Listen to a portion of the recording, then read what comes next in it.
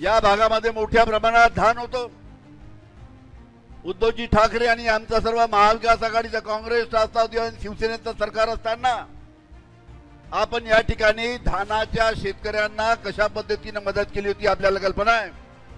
700 रुपये प्रति क्विंटलच्या हिशोबाने जवळजवळ 35,000 रुपये हेक्टर अंदाजे त्यांनी त्यांना आपण या धान उत्पादक शेतकऱ्यांना मदत केली होती का नाही?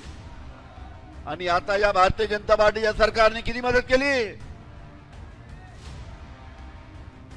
फक्त 20,000 रुपये प्रति हेक्टर त्याचा हिशोब तुम्ही लावला तर म्हणजे जे आपलं सरकार जे होतं त्याच्यापेक्षा अर्धी मदत या भारतीय जनता पार्टीच्या सरकारने आपल्या या धान उत्पादक शेतकऱ्यांना केली आहे। ही सुद्धा गोष्ट आपण लक्षात ठेवली पाहिजे। या पद्धतीने शेतकऱ्याचे हाल करतायत।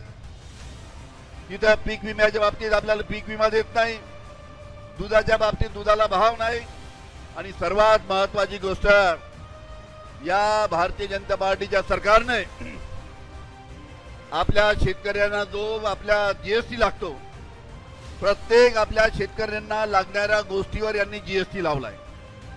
तुम्हाला खताचं पोतं घ्यायचं असेल तर त्याच्यावर 18% जीएसटी आहे, 18%। तुम्हाला जर फवारणीचं औषध घ्यायचं असेल तर त्याच्यावर सुद्धा 18% जीएसटी आहे। तुम्हाला आपलं युवक बदल्या तुम्हाला जर मोटरसायकल घ्यायचं असेल तर त्याच्यावर 23% जीएसटी आहे। किती? म्हणजे 1 लाखाची मोटरसायकल घेतली तर या सरकारला जीएसटीच्या माध्यमातून 23,000 रुपये तुम्हाला द्यावं लागतील। या तुम्हाला जर ट्रॅक्टर घ्यायचा असेल तर ट्रॅक्टरवर 28% जीएसटी, 28% जीएसटी। अशा पद्धतीने या भारतीय जनता पार्टीच्या सरकारने शेतकऱ्यांना लागणाऱ्या वस्तूवर जीएसटी मोठ्या प्रमाणात लावली आहे। ही सुद्धा गोष्ट आपल्याला इथे लक्षात ठेवली पाहिजे। आणि म्हणून हे जे सरकार आहे हे सरकार काही शेतकऱ्यांचं नाही आहे,